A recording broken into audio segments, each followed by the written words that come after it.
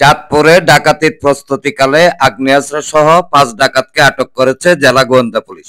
এ সময় তাদের হেফাজত থেকে এলজি গান, 3 রাউন্ড গুলি সহ বিপুল পরিমাণ দেশীয় অস্ত্র ও একটি মিনি ট্রাক উদ্ধার করা হয়। মঙ্গলবার রাত 3টায় চাঁদপুর শহরের ওয়ারলেস বাজার এলাকায় অভিযান চালায় গোয়েন্দা শাখার একটি দল।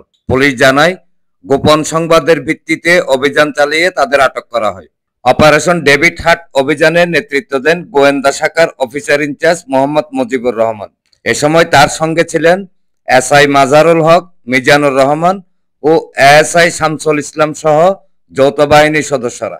আটককৃতরা হলেন বেলাল, সুজন, লিটন, হালিম ও মামুন। এরা সবাই নোয়াখালী ও লক্ষ্মীপুর জেলার বাসিন্দা।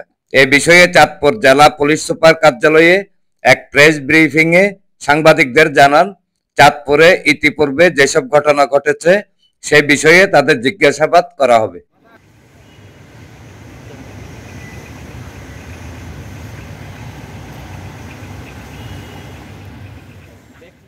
চাঁদপুর থেকে মিজান, লিটন, প্রগতি 24 টিভি।